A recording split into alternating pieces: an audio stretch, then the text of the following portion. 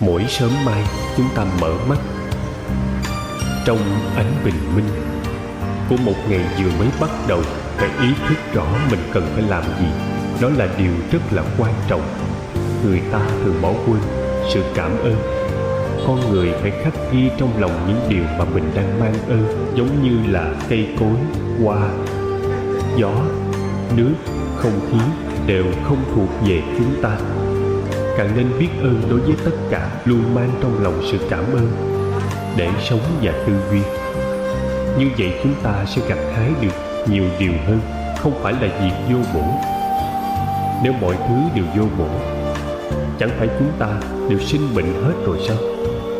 Nếu như mắc bệnh thì cách cái chết đâu còn xa xôi nữa, đúng không?